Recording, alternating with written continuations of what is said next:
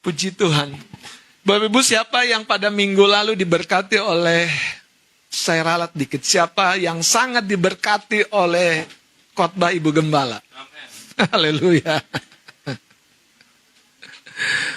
Saudara, kami mengupayakan yang terbaik. Sekalipun terkadang situasi dan kondisi tidak baik-baik saja. Saya ingat ini cerita prolog dikit. Masa-masa permulaan ketika Ibu Gembala, saya minta bertugas menyampaikan firman. Itu di masa Ibu Gembala lagi down sebetulnya. Lagi kosong gitu. Tapi saudara, ini yang saya bilang. Seorang yang DNA-nya murid, tugas itu justru membangkitkan dia. Kadang dia mau komplain, tapi dia ingat, siapa lagi mau diminta bantuan. Jauh-jauh di belakang. Dan kadang dulu berkata, apa iso aku khotbah? Tapi saudara, saya mau yakinkan, Tuhan tidak pernah memilih dan tidak memperlengkapi. Dia selalu memilih dan memperlengkapi kita. Itu sebabnya kita harus percaya kepada Tuhan yang memilih kita. Untuk setiap event, untuk setiap struggle, untuk setiap perjuangan, perlombaan, Anda diperlengkapi Tuhan untuk jadi pemenang. Amin. Kasih tahu kanan kirimu, kita diperlengkapi untuk jadi pemenang. Haleluya. Puji Tuhan. Mari kita akan buka dalam Lukas pasal yang ke-13. Saya akan dasari dari ayat pembacaan yang sudah dibaca sekian kali pada minggu yang lalu. Lukas pasal 13 ayat 6 sampai 8. Lukas pasal 13 ayat 6 sampai 8. Saudara, ada rahasia firman yang perlu kita dalami.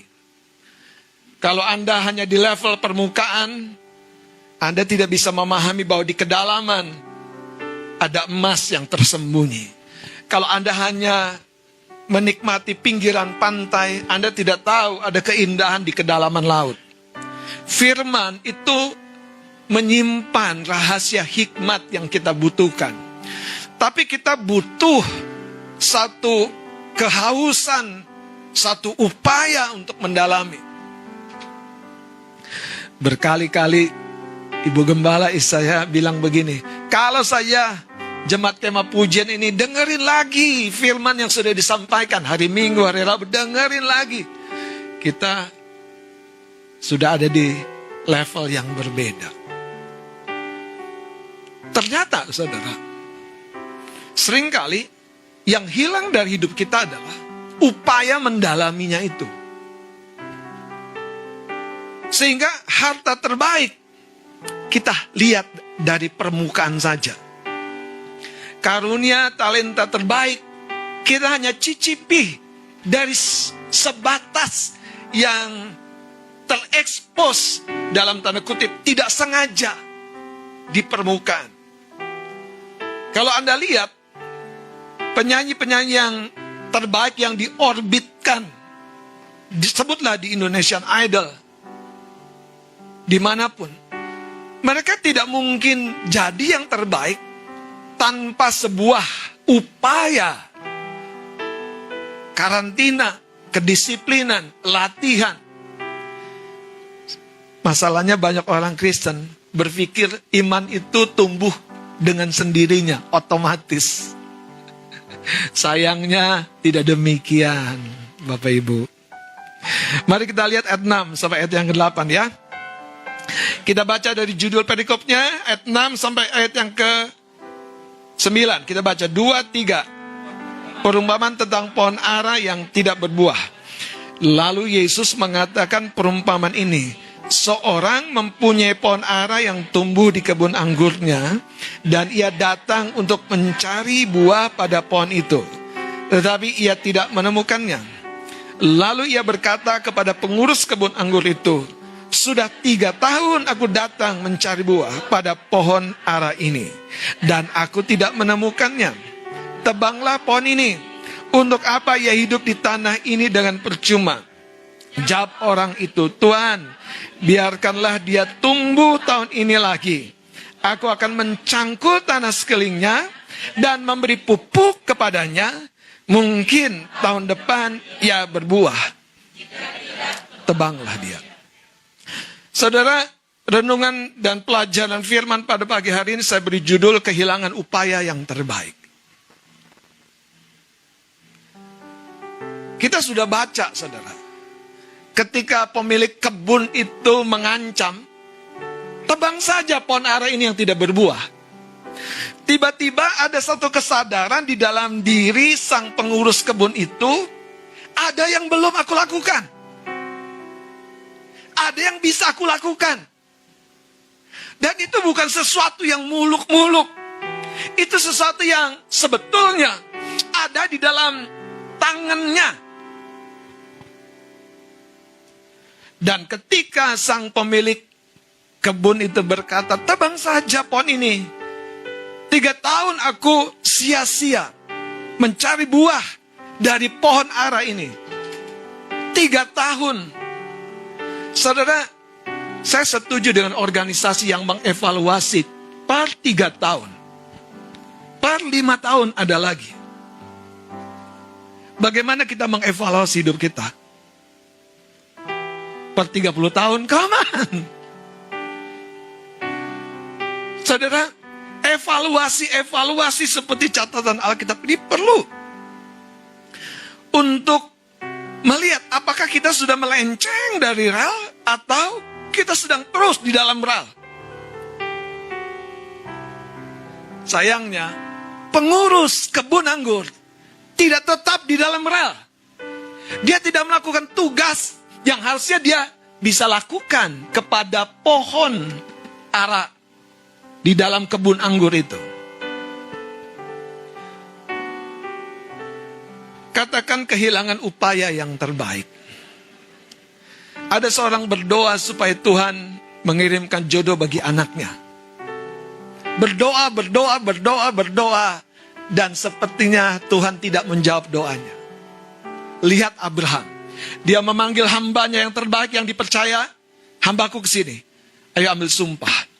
Kamu berangkat ke kampung halamanku, ke sana keluargaku, carikan jodoh buat anakku Ishak. Jangan yang lain."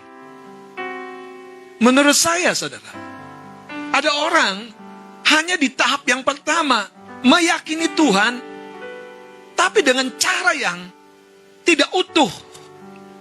Makanya kadang-kadang saya sering tergelitik sekarang kalau nyanyi, "Kaulah segalanya." Maksudnya apa?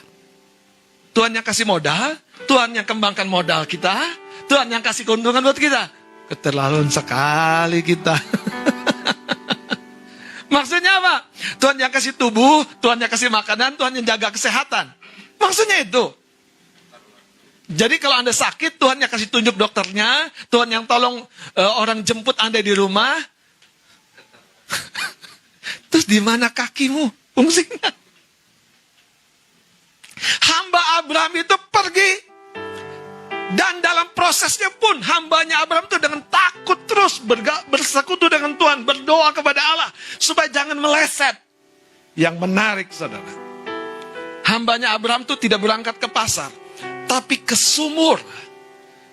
Sumur itu bicara tempat perjumpaan. Sumur itu bicara tempat di mana makhluk hidup mencari penghidupan. Dan ketika hambanya Abraham pergi ke sumur, seperti Yesus menunggu di sumur Yakub, berjumpa dengan perempuan Samaria, hambanya Abraham berjumpa dengan Ribka. Jangan ragu kalau Anda tahu kemah pujian adalah sumurmu. Tapi engkau harus bangkit, harus aware, seperti hambanya Abraham. Jangan miss aku. Oh, kalau Anda baca serius, Anda tahu keseriusan melakukan tugasnya hambanya Abraham itu. Itu yang membuat dia sukses. Kita suka bilang gini, do the best and God. Menurut Anda itu betul? Pertanyaannya adalah gini, Anda tahu nggak yang namanya the best dari hidupmu tuh? Jadi Anda baru bilang do the best. Sudahkah Anda melakukan yang the best dari hidupmu? Jadi kalau kita bilang do the best and God do the rest, seolah-olah kita mengkondisikan Tuhan, Tuhan aku udah lakukan yang terbaik. Kok engkau tidak buka jalan? Kok engkau tidak berkati usahaku? Toko sebelah jam 5 pagi udah buka. Kita jam 8 masih digedor-gedor pelanggan. Larilah sama toko sebelah. Halo. Anda posting status yang baper. Dengerin saya beneran. Anda posting status yang baper. Pemuda-pemuda yang levelnya berbeda dari kebaperan Anda, nggak main sama Anda. Beneran, saudara. Beneran.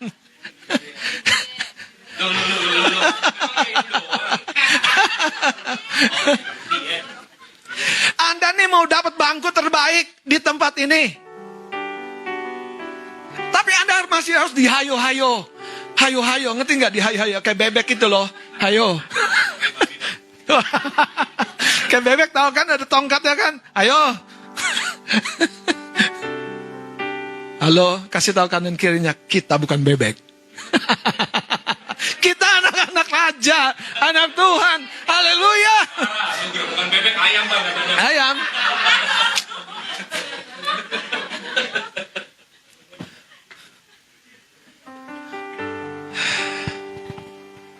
Apakah kita sudah tahu upaya yang terbaik yang bisa kita lakukan untuk hidup kita? Saya ngobrol dengan beberapa orang. Ingat gak bagaimana Tuhan memberkati Adam dan Hawa? Apa? Beranak cuculah. Jadi yang menentukan Anda punya anak siapa? Coba dengerin kalimat firman. Tuhan memberkati Adam dan Hawa. Kemudian apa? Beranak cuculah. Itu apa maknanya? Kemampuan untuk beranak cucu sudah diberikan. Tapi timingnya, hikmatmu yang menentukan, upayamu yang menentukan.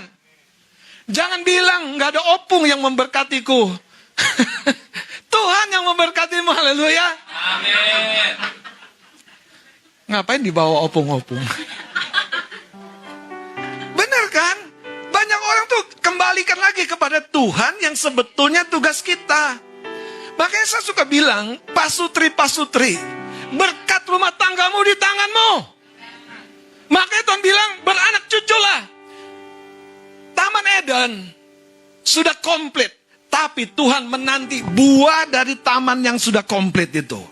Rumah tanggamu sudah komplit. Pekerjaanmu sudah komplit. Tapi Tuhan menanti buah. Dan dia berkata, menempatkan Adam dan Hawa untuk mengusahakan. Orang Kristen mau mendapat hasil, malas berusaha, malas bekerja, malas mengejar buruan, malas berdiri pagi, siang, sore, malam. Oh, kalau pemburu saudara tahu harganya. Kalau dia mau dapat buruan yang terbaik, namanya mengintai itu yang paling membosankan. Tapi kalau dia mau dapat buruan yang terbaik, dia mengintai di posisi yang tepat. Ada orang bilang begini, Bang, aku udah usahakan ini, tapi mana Tuhan? Tuhan gak menjawab kebutuhanku, Tuhan gak membela pekerjaanku. Saudara, bahkan seorang pendoa pun harus berusaha mengendalikan dirinya. Itu usaha mengendalikan dirinya. Supaya dalam usaha itu Tuhan memberkati dia. Makanya kekasih-kekasih Tuhan, cerita pohon ara yang tidak berbuah, ini gambaran pohon kehidupan kita. Kalau kita biarkan di dalam hidup kita karunia dan talenta dan potensi yang sebetulnya masing-masing sudah Tuhan beri, hanya mengendap begitu saja, Modal tetap modal. 1 tahun, 2 tahun tetap modal. Tahun ketiga Tuhan datang bilang, ambil modal itu. Modal waktu 24 jam. Modal apa? Modal apa? Suara. Haleluya. Modal apa? Badan. Modal apa lagi? Hubungan. Apa lagi modal? Ya, tampang itu modal, saudara. Ada orang bilang, lu cuman modal tampang dong. Emang iya? Lah, itu modal, saudara. Alkitab mencatat betul enggak? Yang satu dikasih 5, yang satu dikasih 2, yang satu, yang terakhir dikasih. Tidak ada yang kosong, tidak ada yang zong. Kasih tahu kalian, kita tidak pernah zong. Kita selalu punya modal. Dan jelas modal itu, gini, dengerin saya. Modal itu merefleksikan seperti apa hidupmu nanti. Kalau modalmu 5, kau jadi milioner. Pasti, saudara. Prosesnya akan lebih cepat kalau engkau bekerjanya giat. Tapi kalau modalmu 1, kau harus tambahkan ketekunan ekstra. 1, 2, 2, 4, 4, 8. Tapi kau bisa jadi milioner enggak? Bisa banget. Kenapa engkau dikasih 1? Biasanya males. Karena ayatnya bilang begitu. Yang dikasih 1 apa? Apa? Dia simpan. Dia gali tanah, dikubur. Haleluya. Kadang-kadang kita mau perut rata kan, Pak ya? Rata. Jangan nonton video motivasi terus. Bangun pagi, exercise, haleluya.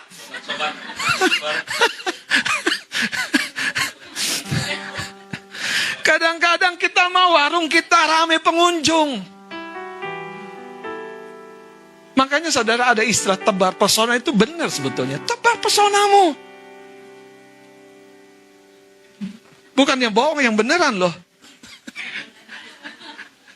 Jadi pengunjung datang toh ke warung kita. Mari lihat cerita ini saudara. Haleluya. Lihat ayat 7-nya saya akan baca. Ayat Lukas 13. Haleluya. Lalu ia berkata kepada pengurus kebun anggur itu, sudah 3 tahun aku datang mencari buah pada pohon ara ini, dan aku tidak menemukannya. Tebanglah. Untuk apa ya hidup di tanah ini dengan percuma? Yang pertama Tuhan cari adalah buah. Tapi di balik sebuah kehidupan yang berbuah, ada yang namanya upaya yang terbaik. Lanjut, ayat 8. Jawab orang itu, pengurus kebun anggur itu, Tuhan, biarkanlah dia tumbuh tahun ini lagi. Aku akan mencangkul apa? Tanah sekelilingnya dan memberi pupuk kepadanya. Kadang-kadang saudara, dalam kenyamanan kita mudah terlena. Bahkan dalam masalah sama kita mudah terlena. Jadi pertanyaannya, apa respon kita? Waktu pengurus, sekali lagi, pengurus kebun anggur itu yang juga dipercayakan mengurus 1 pohon ara. Didapati tahun pertama, didatangi tuannya tahun kedua, didatangi tuannya tahun ketiga. Ada yang cukup aneh loh saudara. Kenapa dia nggak tahu keinginan hati bosnya? Kenapa dia nggak rasa apa yang Tuanku cari ya? Kadang-kadang saudara, sorry nih, saya sebagai gembala, saya jumpa banyak teman-teman berjuang mati-mati untuk tempat, untuk gedung. Tempat gedung ada, jiwa-jiwa kocar-kacir. Karena bukan tumbuh. Saudara, kita harus tumbuh.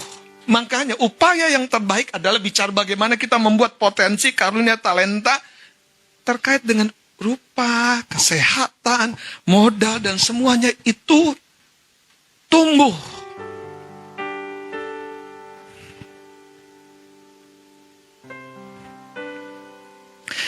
Coba lihat saudara dalam 1 Tesalonika 1 ayat 3. Tolong salah seorang boleh baca. Ayat yang ketiga. Iya. Sebab kami selalu mengingat pekerjaan imanmu, usaha kasihmu, dan ketekunan pengharapanmu kepada Tuhan kita Berhenti Yesus sampai di situ. Kristus. Menarik ya. Sebab kami selalu mengingat. Jadi sesuatu yang diingat itu biasanya sesuatu yang menonjol. Sesuatu yang diingat itu sesuatu yang memberi sebuah kesan dalam. Jemaat Tesalonika, ini jemaat yang hebat loh. Jemaat yang bertumbuh. Jemaat yang membawa Paulus masuk dalam jenjang-jenjang yang besar, yang hebat. Pesan yang menarik dari suratnya kepada jemaat ini, sebab kami selalu mengingat apa? Pekerjaan imanmu. Saudara, ada persepsi yang seringkali tertukar. Kalau kita percaya Tuhan, kita percaya saja. Nah, coba saudara, haleluya. Kalau kita yakin Tuhan menolong kita, ya sudah, yakin saja. Saudara, ada upaya yang terbaik yang kita perlu lakukan. Buah harus diupayakan dalam Lukas 13 ini. Kemenangan harus diperjuangkan. Amin. Bahkan mujizat keuangan ketika Yesus di Bait Allah dituntut untuk bayar pajak, mujizat keuangan nih harus diupayakan dengan cara apa? Petrus memancing ikan. Dan itu related dengan namanya work, bekerja. Dan yang menarik sederhananya, Yesus gak bilang sama Petrus, sorry itu saya. Maaf sekali lagi, ngutang, minjam. Enggak. Yang menarik, kembali ke pekerjaanmu. Pekerjaan kecil, kalau kau kerjakan dalam iman, ada blessing Tuhan yang besar. Amin. Makanya waktu Petrus memancing ikan yang ujuk-ujuk gak tahu dari mana, itu bisa memakan umpan pancing Petrus. Yang menarik, ikan itu punya titipan di mulutnya. Anda percaya gak sih? Tuhan tuh titipkan banyak hal di dunia ini. Dia tahu segala sesuatu. Uang beredar aja dia tahu mana yang ke mulut orang, mana yang ke mulut ikan. Dia tahu kan? Mana yang ke tangan bosmu, mana yang ke tanganmu. Ya. Perbesar dong Tuhan ke tanganku. Sekali lagi, apa upaya terbaikmu? Apa upaya terbaikmu? Mujizat keuangan saja butuh upaya. Nah, ini saya coba bongkar saudara. Paradigma yang salah. Seolah-olah kalau mujizat tuh hanya mutlak semata-mata perbuatan Tuhan. No. Ada perbuatan kita di dalamnya. Katakan amin. Amin.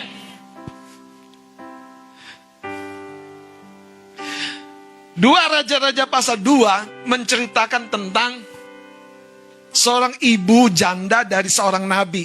Dua punya anak. Dia punya anak dua. Dan ternyata bukan hanya punya anak dua, punya hutang banyak.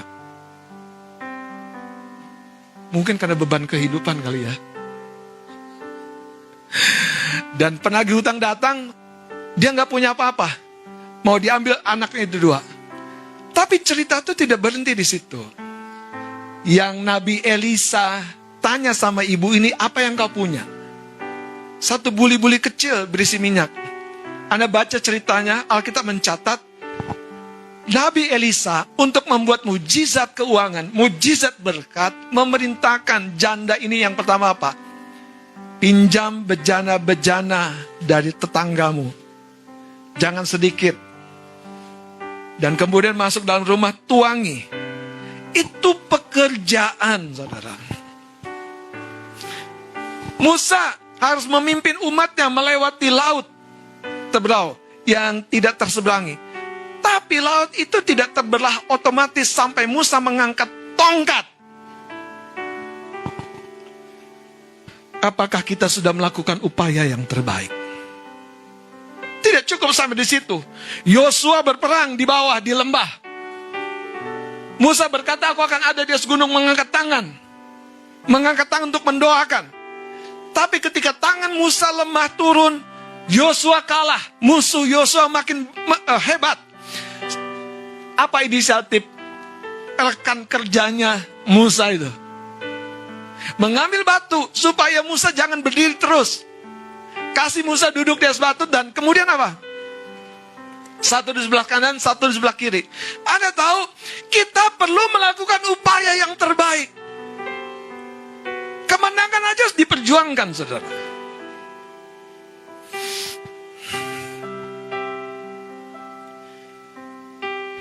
Kita punya tanggung jawab untuk diri kita sendiri berbuah. Kita punya tanggung jawab untuk diri kita sehat, diberkati, berdampak, sukses. Tanggung jawab seorang pelajar adalah belajar. Aku nggak bisa tahan lama belajar, nggak apa-apa. Yang penting lakukan bagianmu, doa. Tapi kalau kau bisa tingkatkan, tingkatkan. Ketika Tuhan nanti bertanya, apa kabarnya tentang karunia, talenta, dan potensimu? Sorry Tuhan, aku terlalu sibuk. Tentu Tuhan akan begitu sedih melihat segala kepercayaannya yang diinvestasikan dalam hidup kita tidak berarti apa-apa. Tuhan mencari manifestasi buah. Tuhan bukan hanya mencari karunia dan talenta yang dia titipkan. Tuhan tidak lagi mencari modal-modal itu. Dia mencari modal dan buahnya. Makanya kata berkembang biaklah. Tuhan ingin benih orang percaya makin limpah di muka bumi. Mandatnya diberikan kepada Adam dan Hawa.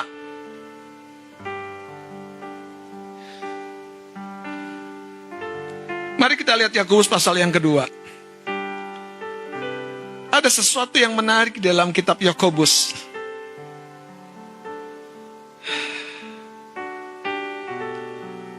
Yakobus pasal yang kedua.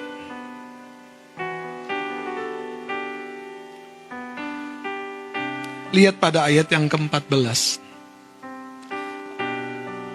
Surat Yakobus itu mengcounter orang-orang yang meminimalisir upaya bekerja, berbuat, dan membesar-besarkan aku punya iman, aku punya iman, aku punya iman. Surat Yakobus itu mengcounter, gak bisa. Iman selalu bekerja sama dengan perbuatan. Mari kita baca sama-sama. Ayat yang ke-14, pria. Ayat yang ke-15, wanita. Mari kita akan baca sampai ayat yang ke-20.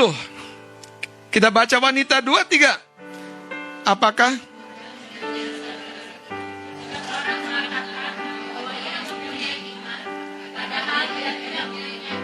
Oh, terus? Ya, pria. Jika seorang saudara atau saudari tidak mempunyai pakaian dan kekurangan makanan sehari-hari,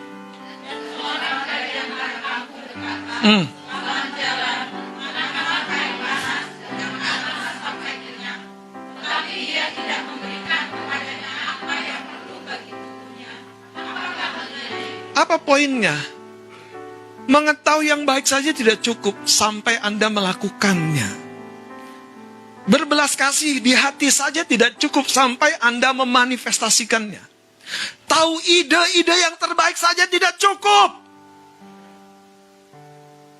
Tidak cukup sampai kita melangkah. Kalau Anda belum melangkah juga ada masalah. Betul saudara. Dan Anda harus ketemu seperti janda Nabi di dalam 2 raja-raja itu. Ketemu orang yang menolong mendikte Anda. Mau nggak mau, saudara. Karena ada sesuatu yang mengganggu. Sampai kita tahu yang terbaik, tahu yang terbaik, tahu yang terbaik. Tapi kita nggak melakukannya. Lanjut baca ayat 17. 2-3. Demikian juga halnya dengan iman. Jika Jika iman itu tidak disertai perbuatan, maka iman itu pada hakikatnya adalah mati. waduh, jangan sampai saya ngajarnya salah nih. Saya memberitakan iman yang mati terus. Kenapa saya nggak nge-push Anda untuk melangkah? Yang mau punya ide usaha tahun 2024, jangan punya ide tok. Haleluya. Yang mau ambil kursus lagi, yang udah S1 mau S2, jangan punya motivasi tok. Yang mau ngelamar anak orang, kumpulin modal, kerja keras, haleluya, nabung.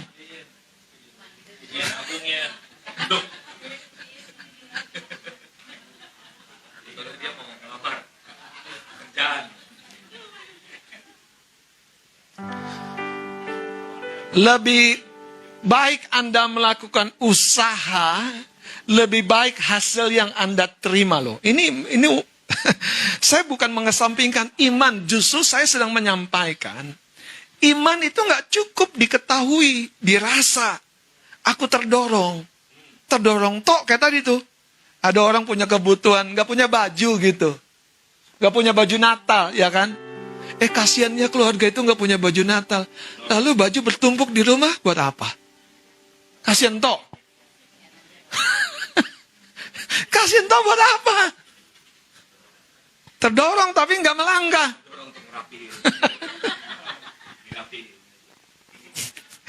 Saya suka geli kalau isi saya ngomong, teman-teman, Oma Karutu sakit, GWS ya Oma, cepat sembuh ya Oma. Udah sembuh kemana aja? Gak ada yang nengok, gak ada yang jenguk. Maksud lo apa? Kayak tadi Alkitab kan bilang kan, dia punya kebutuhan, selamat jalan, kenakan kain panas. Iman mati semua. Kepedulianmu sebatas WA tuh, GWS. Get well soon. Tapi beneran saudara, kadang-kadang kita belum melakukan yang terbaik, itu poinnya. Boya tanya ke sekre, ada rencana nggak dari sekre mau besok Oma? Aku titip ya, 20.000, titip beliin jeruk, lebih dari cukup. Makanya kalau Anda jadi orang Kristen yang tumbuh, Anda tuh akan merasakan kedalamannya. Jangan seperti pengurus kebun anggur, 3 tahun, 3 tahun, 3 tahun, 3 tahun. Nggak tahu-tahu hatinya Tuhannya tuh pengen cari buah. Jadi jangan memotivasi orang terlalu jauh. Motivasi itu lakukan, saudara. Fight. Berjuang. Karena kalau Anda nggak fight, ya udah. Betul kok, belum yang terbaik. Pasukan Gideon cuma 300. Musuh-musuh ini sangat banyak. Sampai di satu titik, belum tuntas peperangan. Siapa yang siap melangkah sekalipun sudah letih sekali. Ikut aku. Mundur sebagian besar. Padahal sudah di screening dari awalnya, dari 3.000-an itu, sekarang 300. Peperangan masih seru. Gideon bilang, siapa yang masih sanggup? Ayo berperang. Dan dia terus mengejar musuhnya sampai tuntas. Saya mau bilang saudara, 2 puasa 3 hari besok, Senin, Selasa, Rabu. Boleh saya bilang jangan ada yang gak datang? Boleh? Boleh? Boleh? Boleh Anda cuti? Paling gak Anda maksimalkan 1 hari ke hadir. Gua kan jemaat kemah pujian. Haleluya. Usahakan 1 hari aja hadir. Kalau gak pas ibu gembala khotbah, pas Among khotbah lah, datanglah. Halo pendukung-pendukung. Kenapa? Karena gitu teman-teman. Seringkali kita tuh kasih alternatif. Karena itu saya apresiasi loh kalau Kak Kristina datang. Dan selalu janjian dong sama Kang Mas, jemput, awas.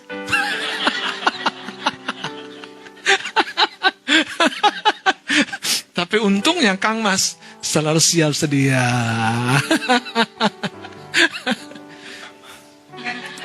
Makanya kalau Inong sekalipun sendiri datang ke pertemuan doa puasa, haleluya, Anda harus lihat, saudara, ada orang-orang yang berjuang untuk dirimu sementara engkau di rumah. Wah, menurut saya keterlaluan. Apalagi yang punya kendaraan ini. Apalagi yang punya fasilitas ini, keterlaluan.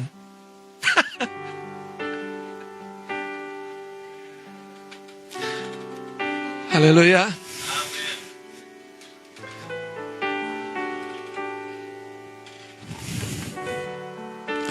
Coba kita lanjut lagi ayat ini.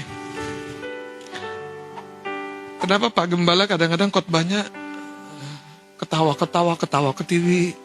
Kok sekarang kayaknya dardelo terus, kenapa ya? Bukan dia penuh beban?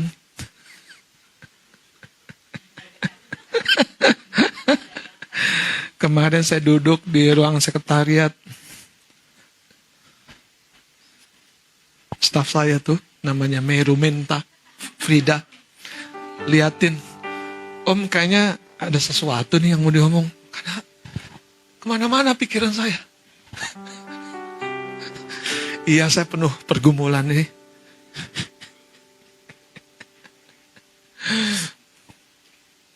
Kalau ditanya, Om gumulin apa ya? Kamu itu loh.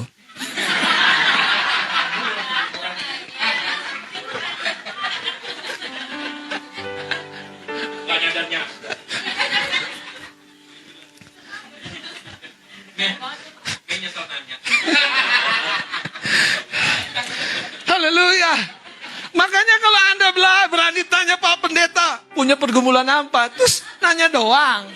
Betul kan, Yen? Betul kan, Mas Ari? Betul kan? Nanya doang bisanya. Itu kayak tadi. Kita ketemu nih jiwa-jiwa yang punya kebutuhan. Baju, kita punya banyak baju di rumah. Terus kita pilih yang paling elek. Dan kita sumbangkan yang paling jelek itu. Semoga dikepret malaikat. Iya, kita tuh nggak melakukan apa yang Tuhan taruhkan di hati kita. Dengerin, pengurus kebun anggur waktu digoncang, maaf ya, masih ditebang aja tuh. Tebang. Yud yang nggak berbuah, tebang. Mas Adit mohon, Tuhan kasih 1 tahun. Ternyata 1 tahun itu waktu saya baca dengan teliti, itu 1 tahun proses ulang. Digarap, dipupukin. Mungkin tahun depan. Wah, saya bilang, orang yang enggak aware juga Tuhan minta apa. Dia akan membuang tahun-tahun proses dan tahun-tahun berbuah dalam hidupnya. Dia pikir waktu itu masih panjang. Hati-hati. Dia pikir masih ada kesempatan. Hati-hati, saudara.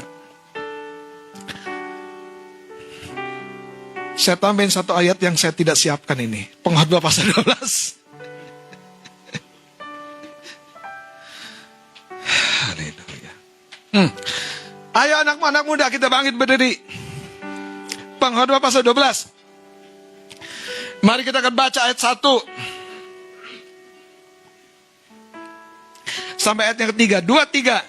Ingatlah akan penciptamu pada masa mudamu. Sebelum tiba hari-hari yang malang dan mendekat tahun-tahun yang kau katakan, tidak ada kesenangan bagiku di dalamnya. Sebelum matahari dan terang, bulan dan bintang-bintang menjadi gelap, dan awan-awan datang kembali sesudah hujan. Pada waktu penjaga-penjaga rumah gemetar, dan orang-orang kuat membungkuk, dan perempuan-perempuan penggiling berhenti karena berkurangnya jumlahnya, dan yang melihat dari jendela semuanya menjadi kabur. Ayat 4 terakhir. Pintu-pintu di tepi jalan tertutup, dan bunyi penggilingan menjadi lemah, dan suara menjadi seperti kicauan burung, dan semua penyanyi perempuan. Saudara, apa pesannya? Di ayat pertama ini jelas. Ada situasi yang tidak mungkin sama dalam hidup ini. Ada kesempatan yang bergulir dalam perubahannya. Ada peluang yang berbeda di tahun depan. Kalau engkau tidak berproses sekarang, engkau tidak bisa berbuah di tahun depan. Teman-teman, sungguh-sungguhlah dalam pemuridan. Sungguh-sungguhlah beri dirimu saudara diarahkan. Tuhan tidak pernah ingkar. Proses tidak mengkhianati hasil. Kalau Anda berproses dengan baik, hasil akan mewujudkan apa yang kita kerjakan. Silakan duduk kekasih-kekasih Tuhan. Kalau demikian, dari Lukas pasal 13 ini, apa sebetulnya yang menghalangi kita melakukan upaya yang terbaik? Anda baca, saya temukan. Yang pertama, ketidakpedulian. Jelas, ketidakpedulian. Nih, kesehatan Anda makin merosot. Udah batuk-batuk kecil, batuk-batuk besar, batuk-batuk terus. Yang satu bilang, udah ke puskesmas, belum buat BPJS. Iya toh, nggak ada uang. Pas ke puskesmas dulu, melangkah, terbuka. Saudara, ketidakpedulian dalam catatan Lukas 13 itu unik. Kenapa saya katakan unik? Karena sebetulnya di depan mata. Di depan mata. Apa yang kau pedulikan akan membuat engkau tidak peduli kepada yang lain. Jadi kalau Anda terlalu peduli, maaf nih, terlalu peduli. Kadang-kadang orang ya, terlalu peduli dengan penampilan, sampai engkau tidak peduli dengan terlambat lagi, dan terlambat lagi. Kenapa? Dandannya kelamaan. Kalau engkau tidak perlu dengan menabung, tinggal tunggu waktu. Engkau nggak punya kekuatan untuk memasuki event yang besar. Nggak pernah. Gimana mau masuk event yang besar? Butuh modal, nugrah. Nabung, kerja, siapkan dirimu. Kalau engkau tidak kelola semua, kita tidak bisa memasuki yang terbaik dari Tuhan.